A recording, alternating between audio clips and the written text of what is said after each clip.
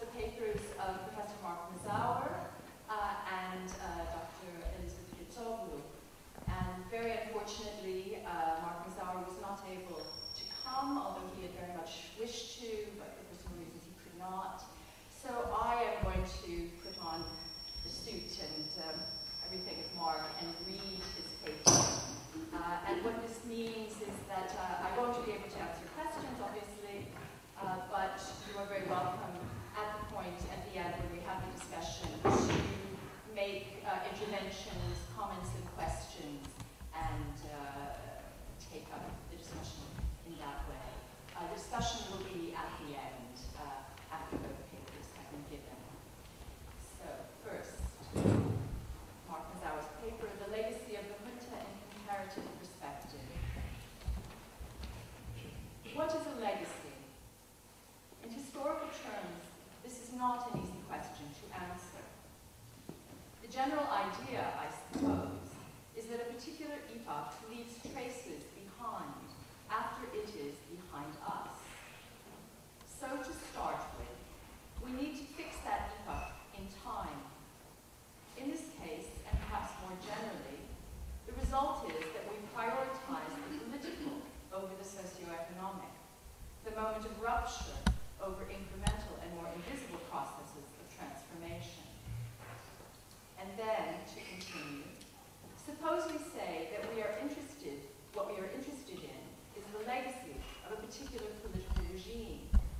In fact, as often as not, we also mean what its impact was on the larger society, or on people's states of mind, or subsequent behavior.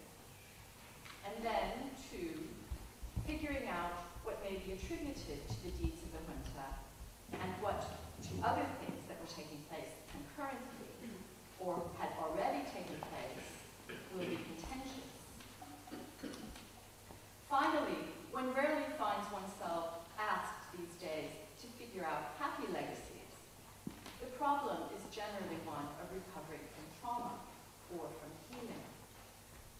There is an assumption that the legacy will be a troubled one, and indeed to suggest that the period was not troubled, or that the trouble followed because that particular epoch ended, would be to seem to make, at least in this context, a pretty extreme kind of political argument, and not an argument I at least would seek to make. But the caveat against pathologizing any era in a country's past stands, I think. The historiography on fascism in particular has taught us the pitfalls of this. Until recently, the question of the legacy of the junta hardly appeared to bother many people. Historiographically, the subject was ignored. Even today, with the exception of a couple recent dissertations and monographs, we scarcely have any works on the period. And its foreign policy dimension aside, we still know relatively little archivally about the junta. One reason for this may be that its fall was seen rather widely as the definitive end to an era. After all, the reasons why people concern themselves to figure out the legacy of fascism or of communism generally stemmed from an anxiety that they were not truly dead, and that neither 1945 nor 1989 had slain the beast. Until the onset of the recent crisis in Greece, this was not the general attitude toward 1974. On the contrary, it was felt that the country had finally emancipated itself from the legacy of the Civil War, and an even longer history, dating back to 1909, of military involvement in politics was now over. The long history of coups mounted to defend the nation from its politicians, which went back to Gouvier, if not before, with all the social deference army officers had come to expect, suddenly ended. The somewhat shorter but connected history of anti-communism and the Paris state also largely ended as a major structuring principle for politics. Nor was this attitude entirely mistaken. In many respects, it still seems as if 1974 marked the end of an era. The role of the military has changed profoundly, and the army plays a much smaller role in the country's life than it did. and maybe more importantly, defeat in Cyprus, is a big part of that reason. But across Europe as a whole, the soldiers have been waning in numbers and power. And despite Golden Dawn, anti-communism per se is not the unifying motif it once was. Institutions, formal and informal, that had lasted through the mid-20th century have disintegrated. Socially, too, Greece in 1974 was to enter the world of global capitalism, vastly expanded communications infrastructure, and virtually universal literacy that it now inhabits. Indeed, I think that one of the striking features of the Junta in comparative perspective is the way it does bookend a whole series of events. In Franco's Spain, for example, civil war and the establishment of dictatorship were co-evolved. Victory in the civil war brought the dictatorship. Not so in Greece, where 18 years separate one from the other. If the Franco regime was the continuation of the civil war by other means, this was only partially true of the Junta, which was, for these reasons, also a generational struggle in which its leaders found themselves fighting against their own country's youth. The comparison with Franco brings out another obvious difference. In Spain, the regime lasted more than 3 decades. In Portugal, more than 4. Nazi Germany lasted 12 years, Mussolini at least 20.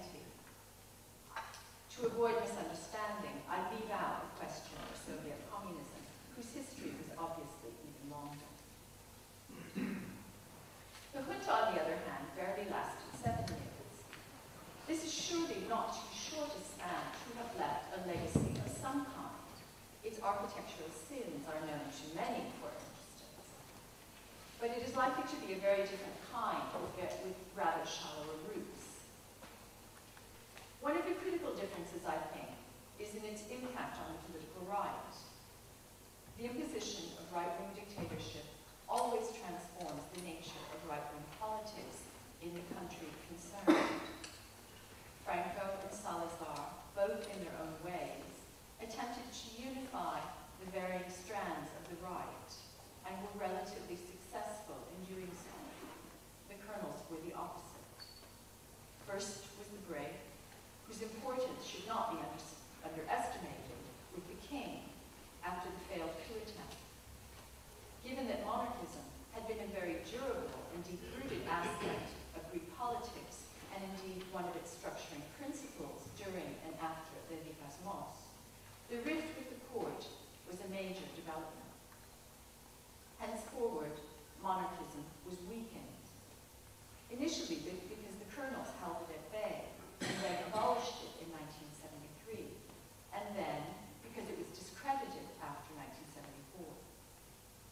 Here the parallel is with Italy in the 1940s, when, for similar reasons, the monarchy vanished, seemingly without a trace. If it survives in Spain, precariously at present, it is only because of Juan Carlos's very adroit maneuvering through the succession struggle when he revealed a political sophistication ex-King Constantine lacked.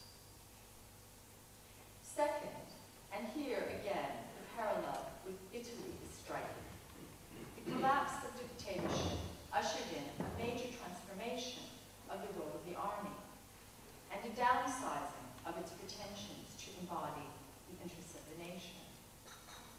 In both cases, it was not only association with the regime that discredited any future involvement in civilian politics, it was also, and more directly, the humiliation of military defeat at the hands of the Germans in the Italian case, of the Turks in the Greek case. There was no outright military defeat, such as in Spain and Portugal, but the inexorable process of decolonization had much the same effect there.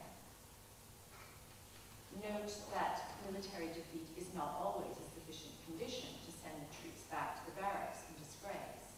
Consider Egypt, where despite defeat in 2 wars with Israel, the army remained, and still remains, the arbiter of civilian politics.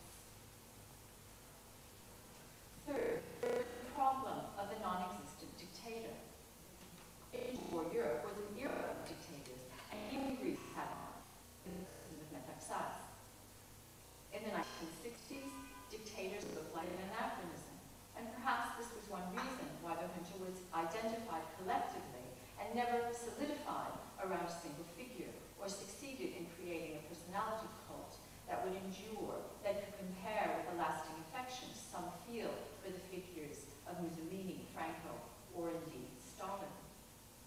Papadopoulos? Hardly. Ioannidis? Inconceivable. This was the man whose strong-arm tactics after November 1973 busted any lingering pretensions that the junta contained within the potential for a liberalization of the system. Hence, the passing of the regime left behind it no corporeal memory. Only a few Golden Dawn diehards today still gather at the ceremony to commemorate the passing of men, about whom they, too, in truth, feel considerable ambivalence. All of this suggests that politically, the demise of the junta left little behind it except a desire across the political spectrum to see multi-party democracy work, and the army return to the barracks. For many years, of course, we assumed that this was the case, and this assumption, too, is not necessarily wrong. Both left and right, but especially the right, were transformed after 1974 and embraced parliamentary politics in a new way. The changed geopolitical environment was critical, too. The rise of Europe as a major political factor to counterbalance American influence, and the changing nature, too, it must be said, of American power, less heavy-handed, embracing the new human rights revolution of the 1970s, less obsessed with the Soviet menace in the southeast of Europe, also contributed to the stabilization of parliamentary politics.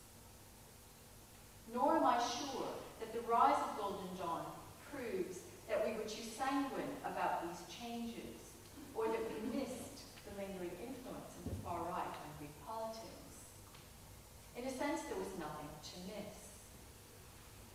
Many people had supported, or at least tolerated, the junta, it is true. But few of them, very few, mourned its demise.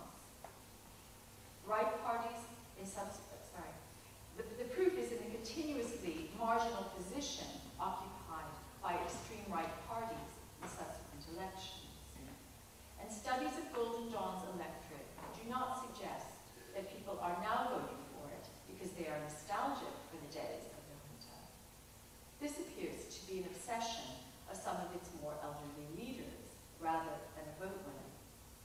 Social disintegration, racism, and anti-immigrant sentiment are all much more important explanations for its rise. On the other hand, perhaps we misunderstood the nature of the transition to democracy, and were too sanguine about the reasons for its seeming success. If we look at the growth of the public sector under Mazower in particular, the huge expansion in civil service jobs suggests two things. First, that there was a pent-up desire for an improvement of social and welfare services. Repudiating the colonel's anachronistic, highly rural, and patriarchal vision of social harmony meant spending heavily on universities, public health centers, and so on.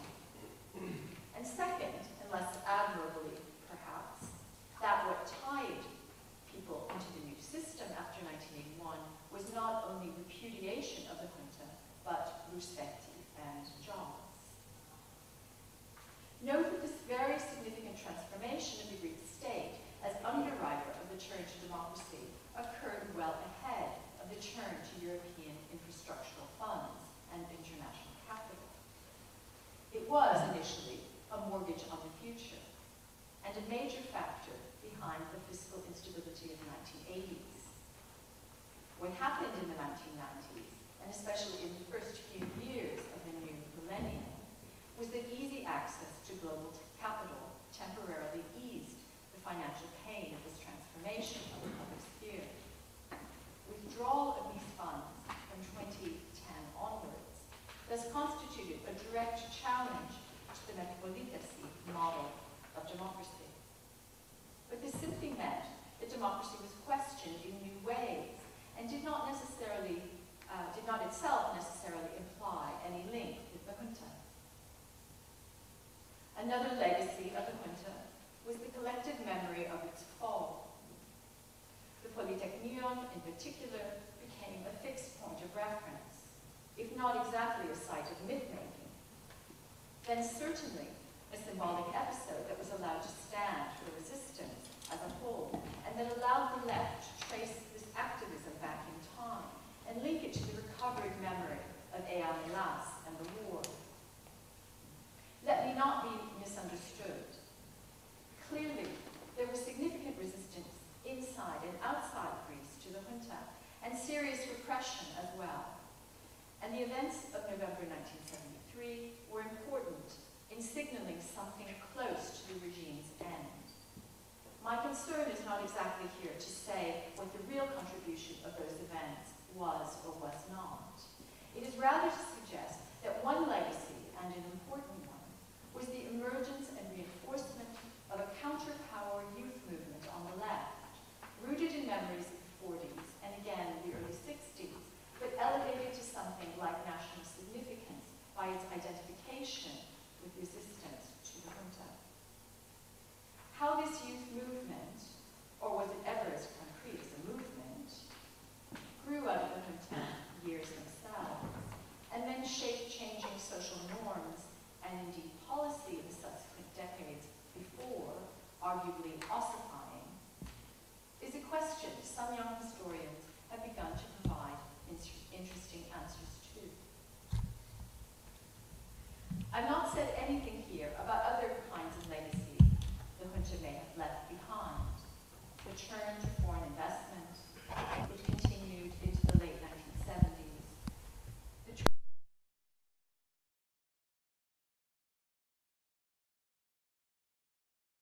1970s. Before, a 7-year period of rule is not much when one tries to explore a regime's long-term economic consequences, especially in a period as turbulent internationally as the early 1970s. The very tentative conclusion I come to is that the question of the nature of the junta's legacy is itself a product of the current crisis in Greece, the rise of the extreme right, and an anxiety about the future. But such concerns may in fact point us in misleading directions when we try to figure out what, if anything, the junta left behind. In many ways, its implosion was surprisingly complete, and the subsequent transformation of the country's political institutions, therefore more deeply rooted and perhaps stronger than we are sometimes inclined to fear at present. Some of this was for reasons internal to Greece, but some of it, the transformation, say, in civil-military relations, reflected broader trends globally. Yet there remain plenty of good reasons to begin the sustained analysis of the junta and its impact on Greek society that has so far been largely lacking. Whether as terminator or incubator of long-run political and social institutional relations, the regime played too important a role in Greece's history to be allowed to languish in obscurity.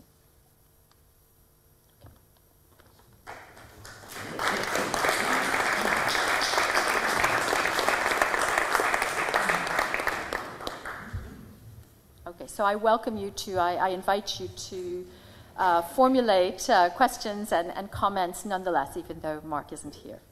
Okay, so thank you very much. Thank you very much to Professor Tsiovas and the Hellenic Center for hosting this and inviting me. I will start. I will give you the first narrative in Greek, just in order to put you in the correct climate, and then everything is going to be in English. You can see the English translation here. Χάλια είμαι Elisabeth. Το κορίτσι μου χωρίς δουλειά, ο Παύλος με το ζόρι τα βγάζει πέρα, η σύνταξη του Αντώνη έχει μείνει μισή. Με το ζόρι πληρώνω τα χαράτσια. Εχθές πήγα στη ΔΕΗ να κάνω ρύθμιση. Όλα μας τα πήρανε. Μας ξεφτυλίσανε. Εσύ με ξέρεις από μικρό παιδάκι. Πες μου, ταξίζουμε όλα αυτά. Ταξίζουμε. Όλα αυτά τα χρόνια, τόσος αγώνας. Τόσα βάσανα. Vula is a 60-year-old woman, and indeed I have known her since I was little. She has been my across-the-street neighbor in the medium-sized town where I grew up. My childhood neighborhood, and a refugee neighborhood populated mostly by families who came to Greece as a result of the Lausanne Treaty, was not a place one could hide much. From April to late September, old ladies were sitting on small stools outside their houses in companies of 3 to 5, knitting, sewing, doing needlework, or just drinking coffee and gossiping. They wouldn't call it gossip, of course, just talking. Indeed, I knew Vula well. She was a beautiful woman. I almost remember her in a wedding dress when I was maybe 4 years old, looking quite stunning as she was taking the road up to the local church. I remember Andonis, her husband, who had a small retail shop in the center of the town. Andonis was a tailor, the only son of another refugee family who lived less than 2 blocks away. I remember Vula's kids when they were babies, and later on, her daughter, a dynamic girl bossing around her little brother Pavlos, who was always a good student and who eventually became a lawyer. But the most striking memory I have of Vula is of a summery night in 1989. It was the night of the elections of 18 June 1989, when after 8 years of PASOK government, the then leader of the Conservative Party, Konstantinos Mitsotakis, won the elections. Everyone was inside their houses, hooked on the TV screens, watching the results, only knowing at the time that Nea Demokratia was ahead. Amidst the silence, I suddenly heard Vula screaming, "Not the right, never again the right. Ποτέ πια δεξιά, όχι δεξιά, ποτέ πια δεξιά." I ran instinctively to the window, only to be dragged back by my grandmother, who, despite my 16 years of age, did not think much before fucking me on the back with her cane. "You stay put, κάτσε εκεί που κάθεσαι," she exclaimed. Vula kept screaming and crying from across the street, and she could be heard loud and clear, despite the fact that her family had already shut the windows. "Why is she screaming?" I asked, rather naively, to receive an "it's none of your business" reply from my grandmother. I was 16, but a 16-year-old born in 1973, not all that naive.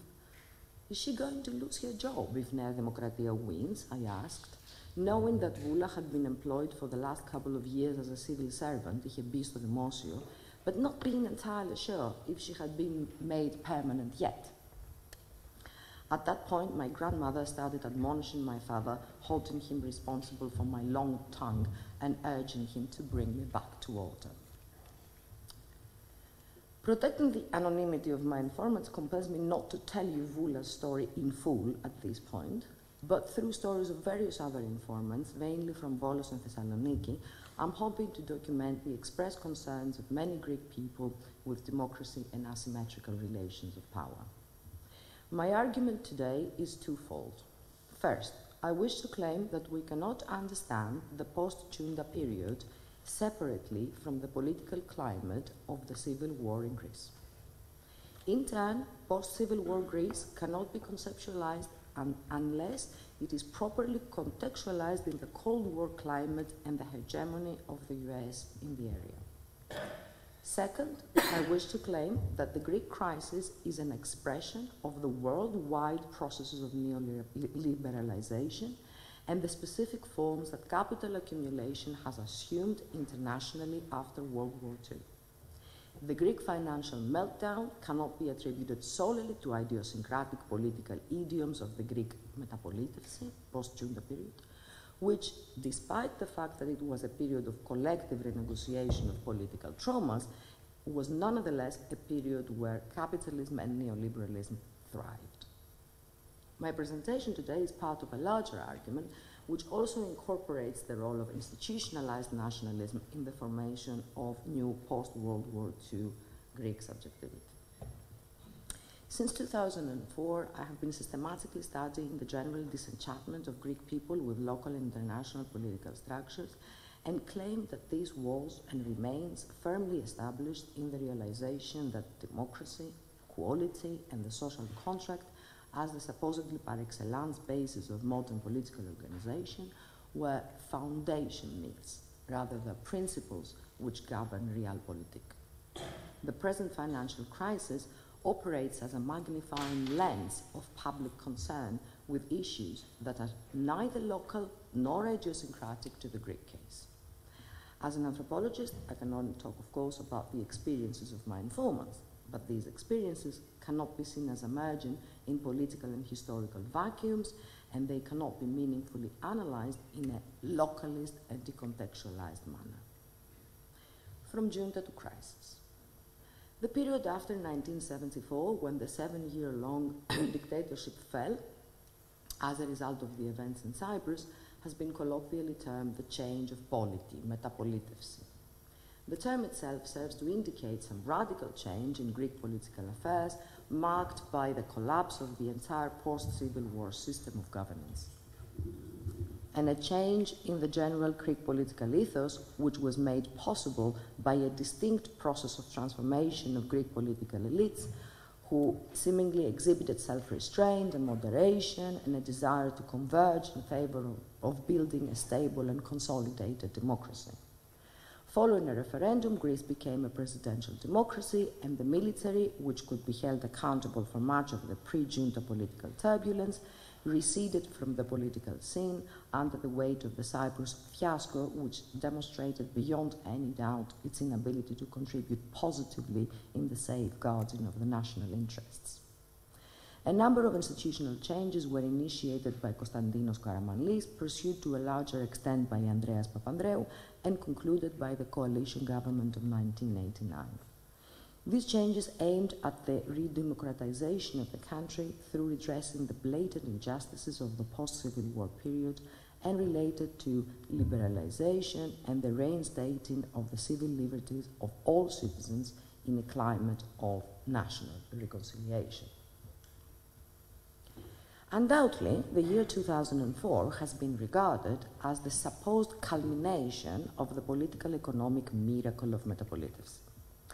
A stable democracy which experienced remarkable economic growth, on course for settling its foreign affairs, and seemingly capable of taking slow but decisive steps towards becoming an institutionally more tolerant, multicultural, and moderate state.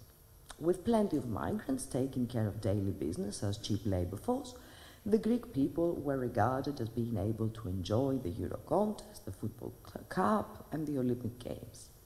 The newly elected Prime Minister Kostas Karamanlis, on the other hand, was busy enjoying cutlets in the traditional Athenian tavern of Bayraktaris, expressing his intention to rid the country of its last predicament, the pimps, Davadzides, who were deemed responsible for the extended corruption of past years. Was it all fine then?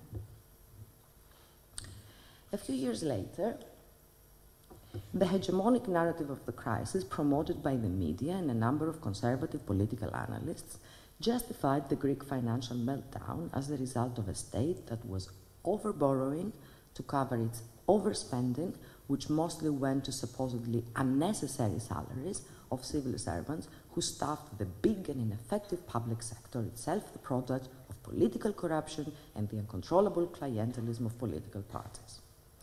The Greek people were made to believe that they lived above their means, enjoying a number of privileges unheard of in other civilized countries of Northern Europe.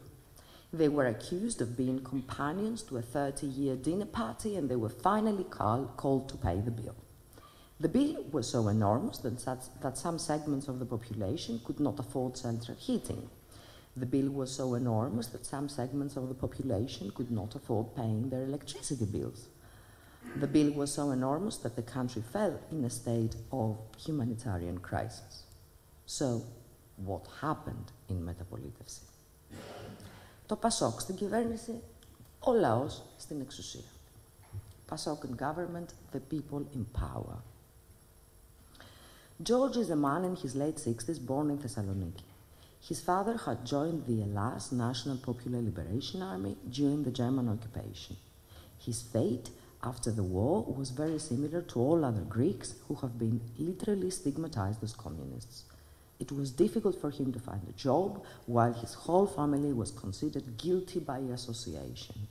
His sister, George's aunt, was disallowed from becoming a civil servant, and the whole family was filed by the police as better citizens, i.e. crypto-communists. Back then, you could do nothing if you did not have a national mindedness certificate, πιστοποιητικό κοινωνικών φρονημάτων. We lived in poverty, misery, and under persecution. My father was called in the police every so often, and he was frequently dismissed from jobs, since some bosses were afraid that they would be signaled out as communist sympathizers, ότι θα φανούν συμπαθούντες. My father had fought the Germans only to be persecuted by their collaborators. Go search about the German collaborators. Go search about who were these people who governed Greece after the war was over. What sort of democracy that was. What sort of state was the state of the right. Το κράτος της δεξιάς. This is why I supported PASOK.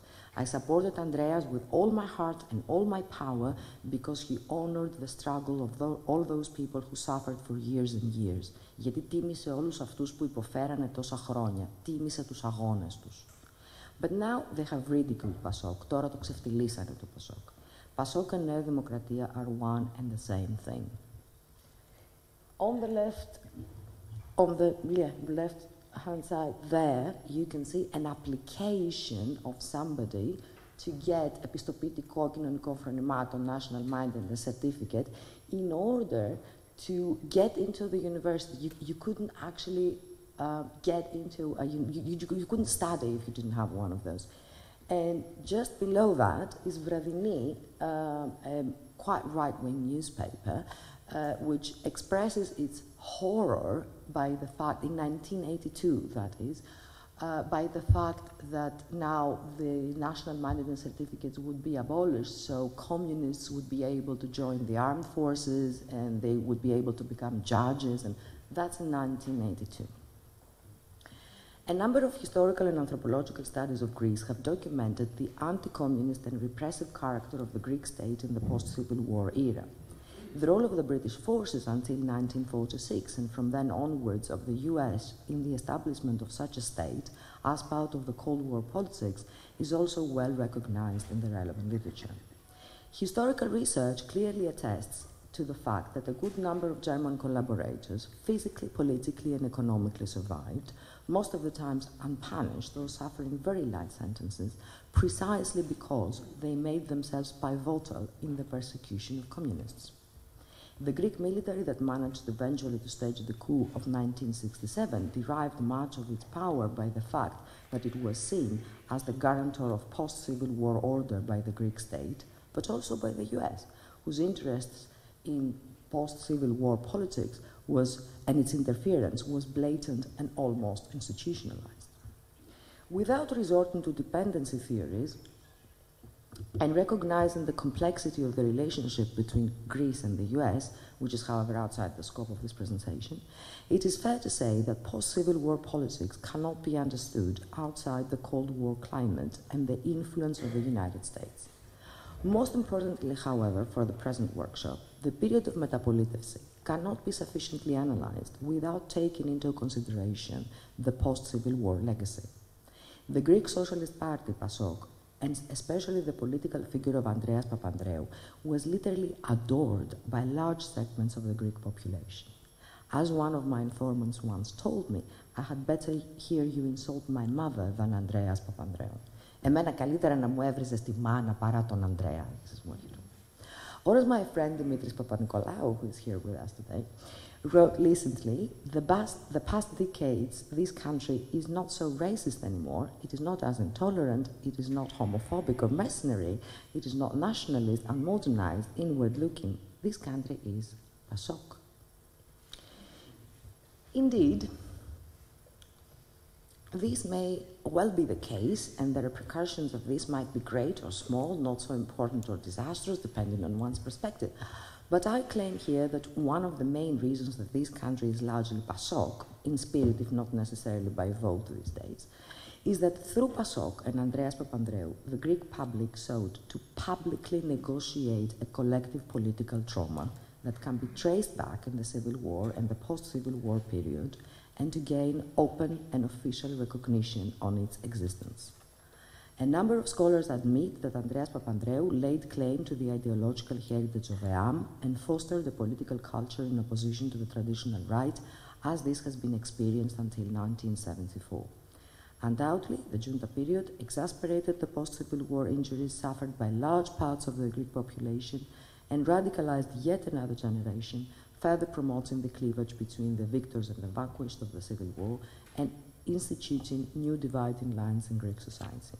Karamanli's moderation in 1974 was certainly a step towards the direction of national reconciliation, but it was probably not enough. The radical rhetoric of Papandreou, as well as his decision to encourage the average person who felt excluded, either personally or by family association to the traditional left, to fight their way back into the state through clientelism, offered to large segments of the Greek public a symbolic sense of settlement with the past. Yes, I was employed as a civil servant when PASOK was governing. Μπήκα στο δημόσιο επί PASOK. Yes, I was employed because I supported PASOK. Ναι, μπήκα επειδή ήμουνα PASOK. But ask me why my father could have never been employed. Ask what my family had to endure because they were stigmatized as leftists, ήταν στιγματισμένοι αριστεροί. One of the major accusations towards the political parties that ruled the country after 1974, and especially towards PASOK, relates precisely to the fact that they established and sustained a clientelist state. Patronage and clientelism was, of course, not a phenomenon unique to Metapolitevsi. It has been a well-known practice since almost the inception of the Greek state, and it has been analyzed as a structural factor of Greek society, most notably by Campbell, who explained how patronage was a necessary mediatory idiom between the state and the nation. PASOK, and of course Nea Demokratia later on, have been charged with institutionalized clientelism and that they have based on it their own political survival at a period when they ought to have been modernizing the state. The state has become the #1 employer. Of course it has. But this is not just because the political parties wanted to create a voting army of their own, stratopsyphophoro. It also relates to a number of other reasons, some of them distinctly connected to the international economic sphere. Με τα διεθνή οικονομικά πράγματα. In the age of globalization, Greek salaries could not compete with those of Asia or even the Balkans. This is how we decided to transfer the textile industry to Viotechnia to Bulgaria before eventually selling it out. The Greek seamstress was better at her job than the Bulgarian one. She was producing less wastage, δούλευε με λιγότερη φύρα. But she was infinitely more expensive. Where would Greek people find jobs? Πού θα βρίσκανε οι Έλληνες δουλειά? In some ways, if it was not for the civil sector, we would have a revolution in Greece well before the beginning of the 90s. Άμα δεν ήταν και το δημόσιο, θα γινόταν επανάσταση στην Ελλάδα. Και πολύ πριν το 90 μάλιστα. A number of historians and economists admit that the Greek fiscal system was unequal, and that Greece was a poverty-ridden country characterized profusely by socioeconomic inequalities in the beginning of the 80s. The most impressive quotes, however, are to be found in the classic book by Mouzelis, Modern Greece, Facets of Underdevelopment, precisely because it was written in 1978 and from the utmost possible distance from the polarized climate of current debates. In his chapter 7, Mouzelis states that the country managed to attract concentrated doses of foreign direct investment, but at the cost of generally amplifying inequalities at home. If one now considers the situation in the cities, income differentials here can be seen to have been not only enormous, but continuously increasing. Finally, the leniency of the state vis-à-vis big capital reaches its zenith in the enormous privileges accorded to foreign capital. This is 1978. Taking into account the variety of the privileges which foreign and mixed capital enjoy in Greece, it would not be an exaggeration to say that in many cases industrial expenses and risks are socialized, whereas the fruits of any such industrial success go solely to private capital. In other words, pay attention to this bit. The state revenue derived from the taxation of low incomes is mainly used to consolidate and develop big capital. The social unrest and political mobilization of the 50s and 60s is attributed by Mazower, naturally, precisely to this uneven development of the forces and relations of production. The conclusion of the book argues that Greece will never be able to catch up with Western social democracies because it is completely lacking a welfare state, which is a basic presupposition of a stable and open parliamentary system, and because its social inequalities are much greater and grow much faster than in the rest of Europe. But is this situation peculiar to Greece? According to several of my informants who run small industries and businesses in Macedonia and Thessaly, not at all. And again, a last quote by Mazower is very enlightening as to why. If the state were to make fundamental changes in the country's structure of income and wealth distribution, it would no longer offer the favorable climate of private investments it offers today. In such circumstances, why should capital choose to enter or remain in Greece? In many ways, then, we cannot but agree with some basic premises about the period from Junta to crisis. First, Metapolitevsi cannot be separated from the post-Civil War climate, or at least the beginning of Metapolitevsi. Secondly, the devastating defeat of the left in Greece in the Civil War meant that the country possessed nothing comparable to the social compromise forged elsewhere in Europe in the 50s and 60s. No welfare state, no democratic party, wage levels continued to be miserably low, and workplace regimes were very oppressive.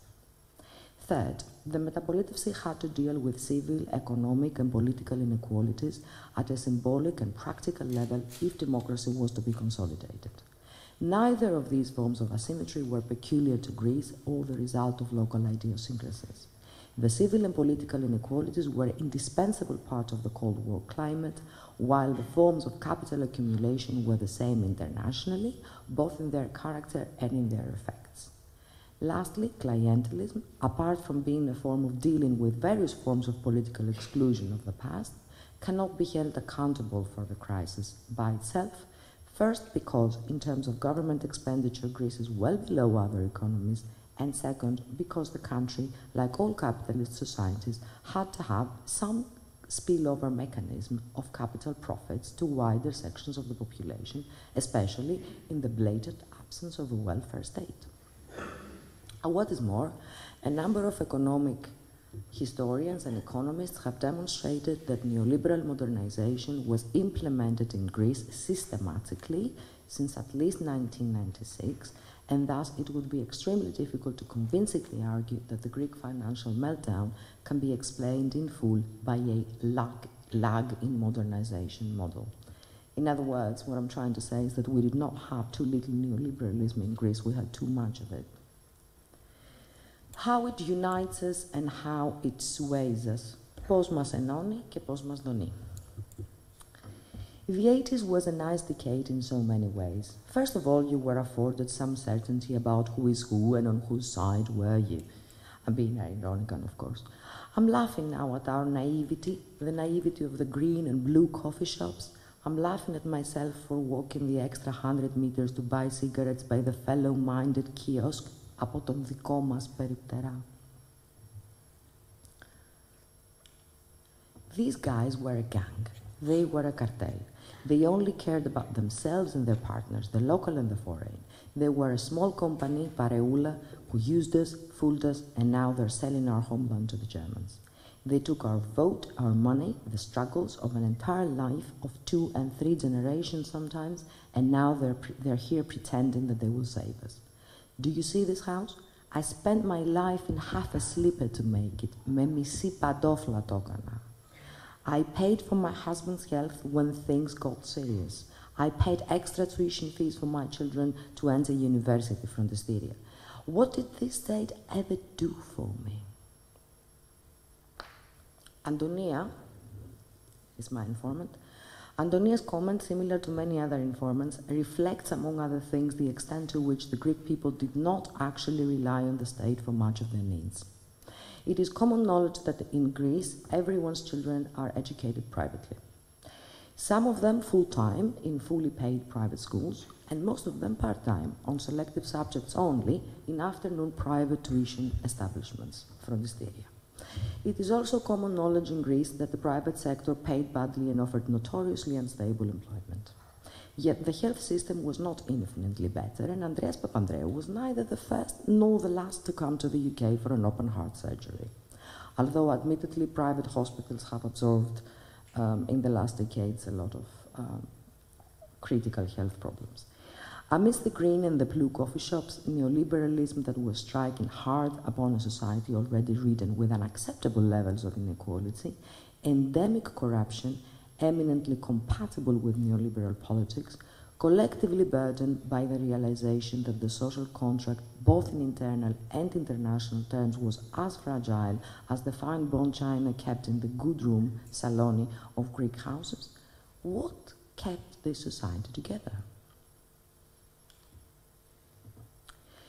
In a short but pointed article in 1993 on the occasion of the Macedonian issue, Liakos Ekon Hobsbawm comments on nationalism as an effortless and shallow form of identity which makes up for the lacks and failures of the political system. He observes the phenomenon of national awakening, a concept that emerged out of the collusion of many variant and possibly conflicting trends whose main aim was to defend the nation's survival, especially so through the preservation of our single and true history and heritage.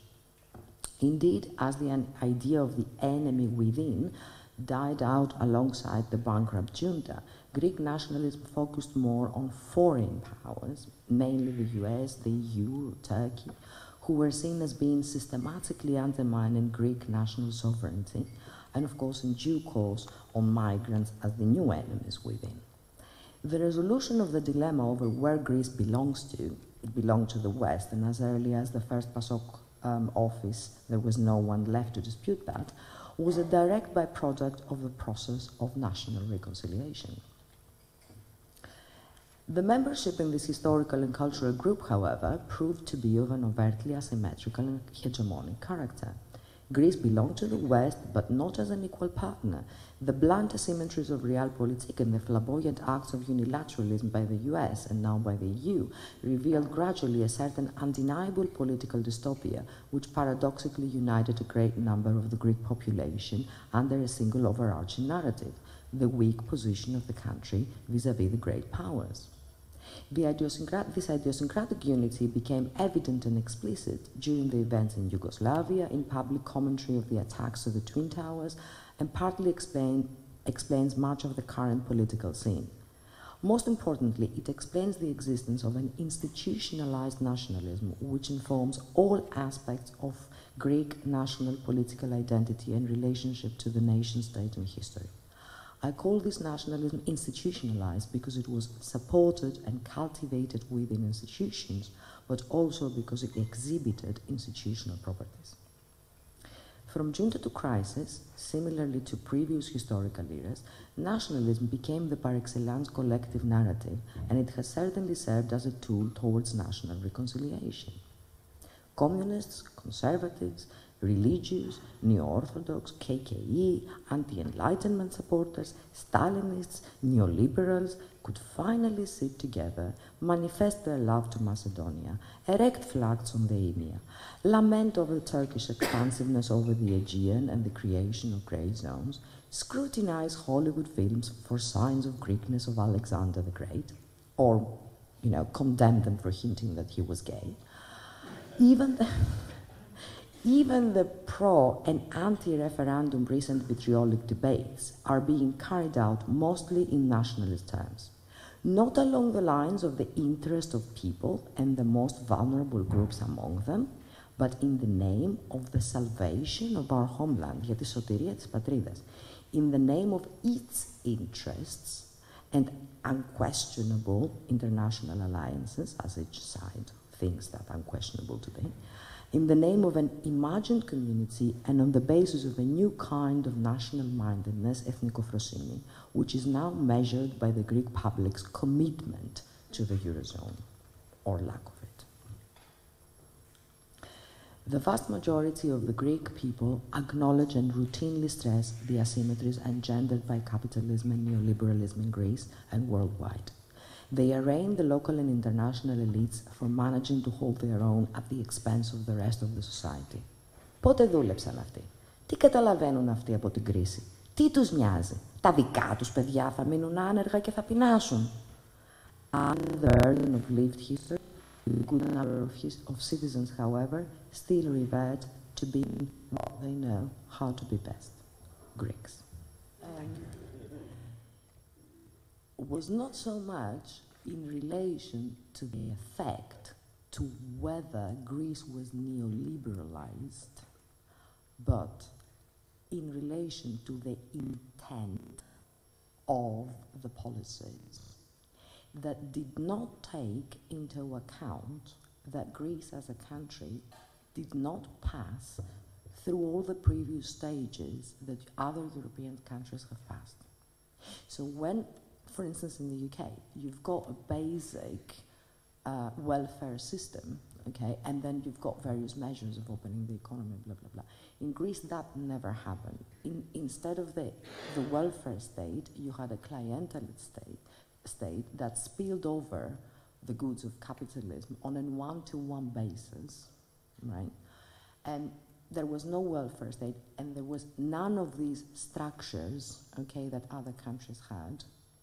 And then on that background, you had a very specific, very targeted direction of the country towards becoming modernized, towards becoming neoliberal. I don't know if I answered sufficiently to your question. I think if you have to disagree, I would simply respond very briefly in the sense of, okay, you're resting an argument on the intention, not the effect. But I feel this is getting fragile in the sense that how many of those in government during this period actually used a rhetoric of liberal economics or neoliberalism? This would be a label which would have been suicide even in the 1990s. Oh, no, they did. They did. They did. We've heard a lot in Greece about Olympiaki, who was a burden on the state, about EIDAP, about this. When I was talking about that, the neoliberalism thing, when was that? Yeah, I just pulled out this slide because, you know, to indicate all the privatizations that were going on in Greece, and there were many, and the attempts, the successive attempts to, you know, force the country engage an international economic climate for which it was not ready, because other things and other structures have not been put in place beforehand. Very simply, do we believe that neoliberalism is open market? Really open market? Is neoliberalism really open market? Is this what it is? I mean, you know,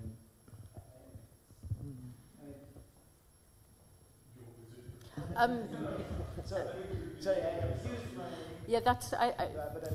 Yeah, thank you for raising the question, and I think I'm going to leave it unanswered and go on to some more questions. Okay, they're in the back.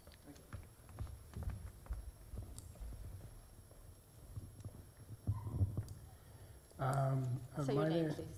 Yes, my name is Orestes Rosidis, and anyway, I'm just someone attending the lecture today. Basically, one of the elements, as you correctly pointed out, of Andreas Papandreou is that he was radical. I mean, he came from Berkeley University, where he taught economics. And one would have thought if he was a proper economist, as has been pointed out, and you know, he looked at Greece in terms of comparative advantage, and he didn't become a Laplanos. Obviously, things could have been different. But he didn't. He was a politician, and you know, as some of the more democratic left pointed out, you know, he used υποσχεσιολογία and avrianismos, and he put a lot of emphasis. One of the elements, he put a lot of emphasis on the army. You know, and he spent 6% of the budget for 30 years. As expenditure, you know, like Holland, they only spend 1%. So if you look at today, the amassing of 300 billion, how much, you know, the debt of Greece is, part of it is because of this you know, and Kirtsoglou is the only one that has actually been convicted, and because of the dealings that he did with the army. You might say that obviously you had Siemens, all these scandals and so on. So the part of the problem that Greece has is important because you have this big interest between PASOK and Nea Demokratia and so on. But at the same time, you come back to the point that Greece, even today, has to find a comparative advantage. You know, you can't escape the fact that we, and I mean, I'm talking as a Greek and a Greek Cypriot, we have to find a way out of this mess. Mm-hmm.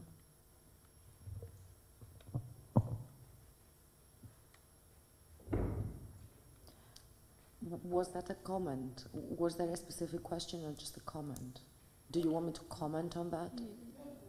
Yeah, go ahead if you want. Or do you want more questions? Yeah, okay, let's have another. Yes, let's have some more questions, one or two, yeah. Very quickly, my name is Lefteris. On the previous comment, of course, Greece is not on the same geographical location with Holland. That plays a role on the defense expenditures. And if there was a point to be made, I think it would be that the European Union should have taken care of its borders much earlier, before Sarkozy was in France, the president, and sent Frontex and everything else. Now, for me, it's more of, instead of fighting with economics terms and who is neoliberal or communist or whatever, which brings us back to 82, according to your slides and your political beliefs, I would like to comment on the comment of the people that you had. One slide, a lady was saying that I did 1, 2, 3 things, and they took my vote. So I never really understood how the majority of Greek society has this thing that they do the good things and someone else has the responsibility of taking their own responsibility out of them, and it's his fault. This is something crazy, because if you are, I don't know how to say it in English, energos politis, you have responsibility. So nobody takes your vote. If you're not in a position to vote, it's your fault. Maybe someone can take your vote if he puts a gun on your head and tells you vote. But in any other case, no. Even then, they have to follow inside. And then the big question mark for me is how all these years, the same people are still in the parliament. Mm-hmm.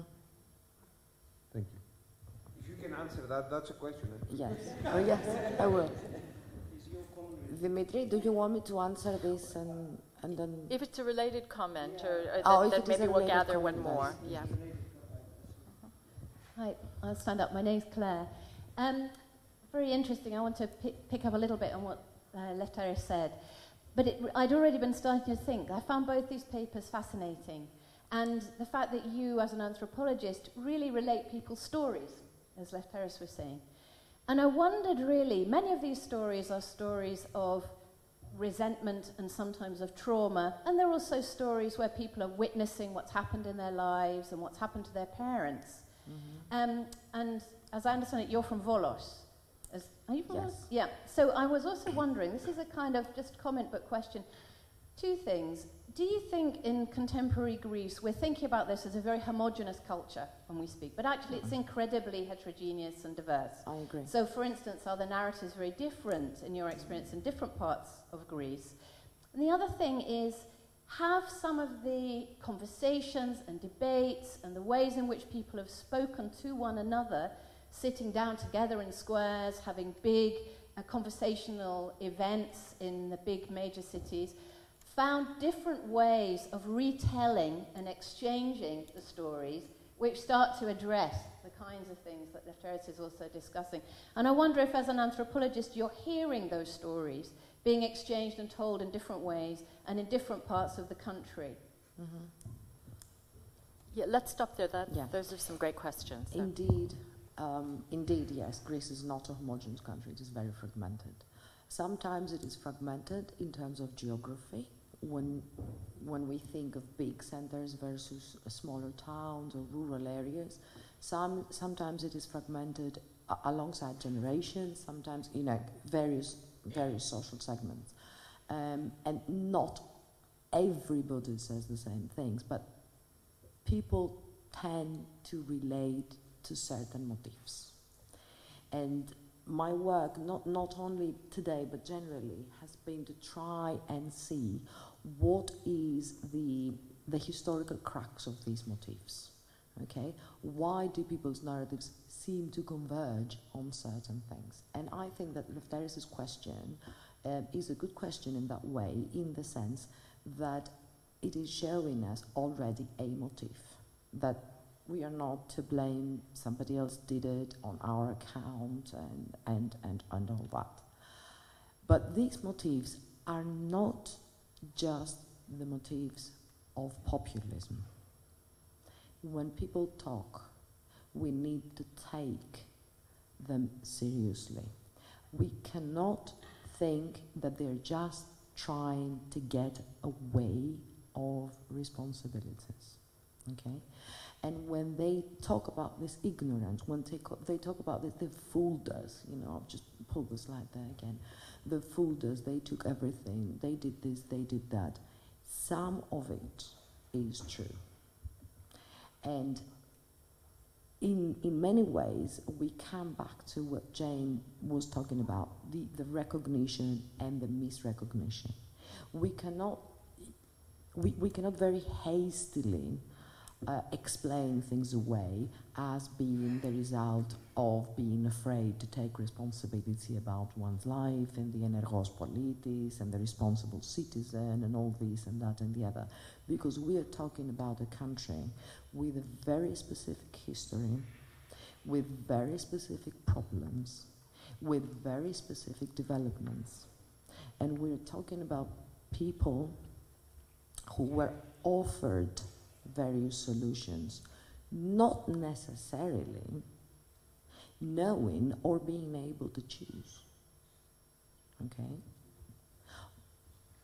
When in Greece, traditionally, not just in Metapolitevsi, clientelism was being developed instead, for instance, of a welfare state. Okay, I don't think that any of the Greek people was offered a choice.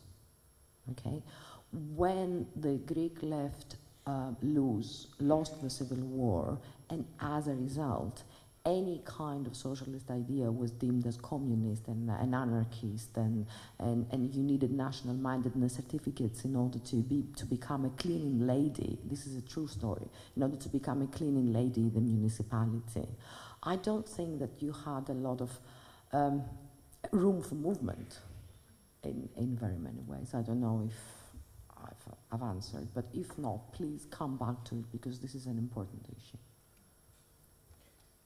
We can take a few more questions. Let's go in the back there. Oh, okay. And then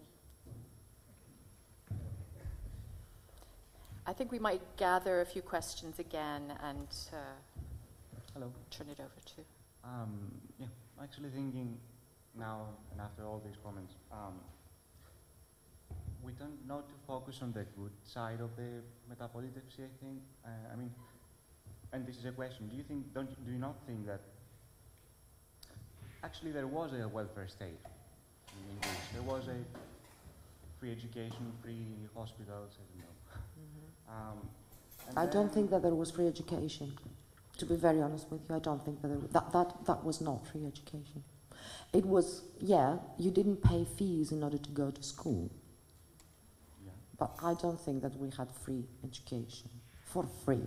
I don't know of any person my age that their families did not pay private tuition fees. I do know this narrative. I mean, yeah, I'm saying the same thing. But yeah, I did pay for the studio, but yeah. But the school was for free. Yeah, the school was for free. And I the agree. university, which is... And university was for free. Anyway, I mean... But in order to get to the university, I understand, you had to I just spend... think it's an overgeneralization, this one. But yeah, I understand the other things. And then But do you not think that there was a kind of welfare state? There was a kind of less nationalism, less anti-communism, less homophobia, less anti-communism, yes. Less nationalism, no. Less homophobia, no.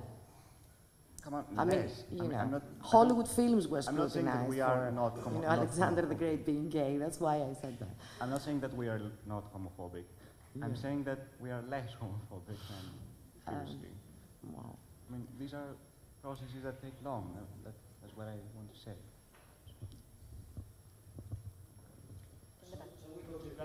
Yeah. And then you. Hello. I want to pick on something, pick up something you said before about the Greeks not being given choice. And I was wondering how much, and you connected that with the earlier historical events and all that, but I was wondering, because you are an anthropologist, how much do you connect that with the role of the family in the Greek society? And because in the families, I have, I mean, from personal experience, being Greek, that we're not given a choice anyway, and how that, you know, that political choices were in parallel with the structure of the Greek society that was based on the family unit. Why don't you? Okay. Maybe later. Thank you. I'm Dimitrios Theodosopoulos, another anthropologist. Right, to frame my question, I would like to say that we should not try to identify neoliberalism only in terms of economic policies, but also in terms of, not only in terms of economic policies, but also in terms of consumption practices and tastes. And so many people in Greece have a very strong neoliberal taste. Even the critics of neoliberalism, if you look at the car they drive and the clothes they wear and what they buy in the supermarket, and us anthropologists can see that because we spend lots of time observing those things, we might say that they have a neoliberal consciousness despite the critique of neoliberalism. Yes. Which leads me to the question, which is the issue of class, something that anthropologists normally usually try to avoid for some mysterious reason. Is it possible to introduce class as a parameter in your analysis? What happened to Greece with respect to class after the Metapolitefs? Okay, I will start with this. Papandreou introduced the concept of the average person. The concept of the average person is another entirely unstudied, I think, parameter of American influence on Greek politics, because the concept of the average person is a kind of American political culture that Andreas Papandreou brought from the US to Greece. Okay?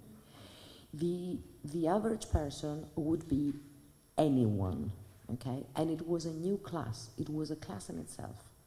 Everybody could become the average person, and the average person deserved to have a job, and if there were no jobs, a job was given to him, her, in the public sector, and the average person deserved to have dignity, and they deserved to have, you know, all these things.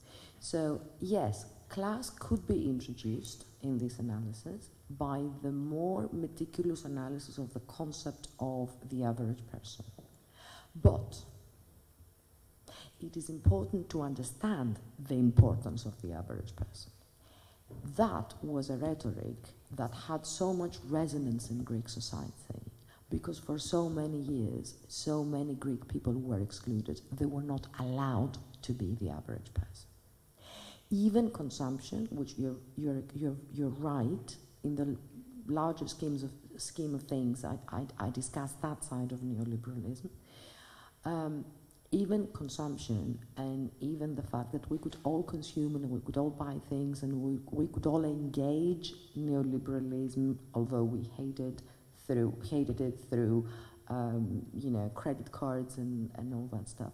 even consumption, even these things were there, and they had a lot of meaning in Greece, more meaning than perhaps in other countries, I don't know, because for so many years large segments of the population were not allowed to be normal people. So it made sense.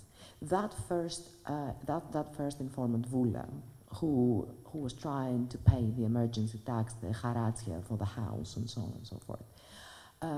You know, I spent years and years looking at her house across the street with 1 story made and 3 stories left, you know, in beton, like concrete.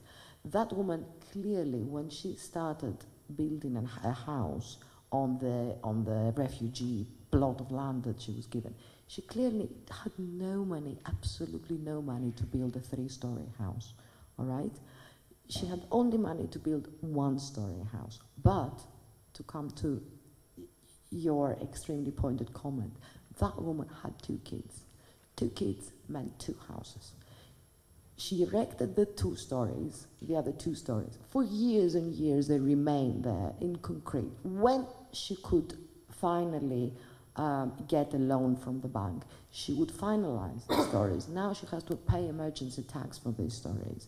But, you know, so actually it is a very specific combination of culture, history, international politics, international economy, and local politics, and local economy, and family, and all these things. And this is what I was trying to say. But not just the things that were idiosyncratic to Greece, you know, our own little backward family structure. Okay? Okay, we're just going to have 2 more questions. I think I answered to most of the questions. Yeah. Yours and then mine. As well with my 2 brief comments that will lead to a question. The first is that, and perhaps today it is a good opportunity to discuss a fundamental difference between some of us. Some of us talk about neoliberalism as a discourse that performs political, financial, and social work, yes, and is never, you know, pro real free market, etc. Some others, you know, do believe that we can see it as an operative model, and perhaps it is. These more cultural, social debates are the fora to discuss this perhaps fundamental difference. And I'm referring this because to make clear, to clarify where you come from, where I perhaps come from, where we actually see neoliberalism as most, first and foremost, a discourse. Yep, that performs. An intent, yeah. And this is what I meant by the intent. Really, and not really an ever, you know. The second thing I wanted, and is the kind of question I wanted to address to you, is this. You seem to be talking about a very large international context in which Greece is a part, but then all your paper actually talks about a difference and specificity about Greece. And how do you see this going in your work? Because all these things about the 80s, about PASOK, about all this, actually talk about specificity. And how do you, just to recap a little bit on what you were saying. And the last point, and in a funny way all these are related, is this. I can see that your argument, especially about nationalism as a foundational myth, you know, suddenly people in Greece now are waking up to seeing that things that bound them together and perhaps positioned them ideologically were actually foundational myths. Okay, that was great, and you showed it very well, and somehow it tied in with the previous paper very well. Now, the question is, what do they do when they realize that? And I'm not sure you answered it, and many people asked you, and especially the gentleman there, you know, what do they do? How do they take responsibility for that? And perhaps it is high time to realize that some people do something, some others may not, as you said, they don't take responsibility. Some do, and they go to the Golden Dawn. and it's very difficult for us to say, but they do. Okay. Can I just ask mine, which is very, very. Sorry. I can use this microphone. Yeah. Which is simply to ask you to say something about your title. Why do you use this? Render unto Caesar what is Caesar's. What did you want to get at by doing that? Okay. First of all, Dimitri, on the specificities. The reason I decide to focus on these specificities is to show that they're not specific. Okay, so that's why I talk about the Civil War, but the Civil War, the post-Civil War is itself part of the Cold War era. And on every other occasion, on, you know, the economy of Greece, what happened in the economy of Greece, but I show very clearly that, you know, Greece as a country following this kind of direction had no other alternative but to remain in this competition, international competition, which eventually led nowhere because it was not competitive, because, you know, the Greek woman was transferring the Viotechnia, the textile industry, to Bulgaria, and then it was finally closing it down because the Greek seamstress was not competitive, and it would have, never been competitive enough.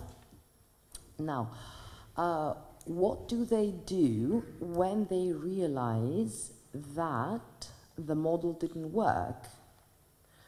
Well, not all of them obviously do the same thing, but a lot of them, they revert back to this kind of institutionalized nationalism, both on the offensive and on the defensive, to quote Dimitrius's recent paper in History and Anthropology. A defensive kind of nationalism, even resistance sometimes, takes on this form of sort of nationalism of what we know better, what unites us, and what sort of keeps us together. And of course, not all of them do that. There are large segments of the population which are more clear about what they want and how they want to take things on both sides. Okay?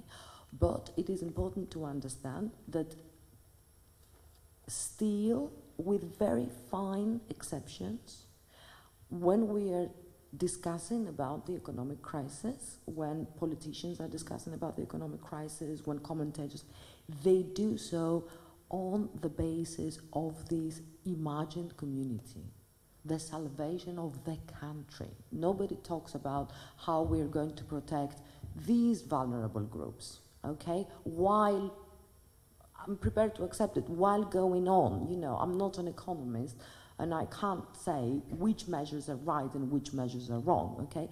But nobody's talking about, you know, how we're going to protect these segments of the population. How are we going to make sure that these segments of the population get what they deserve?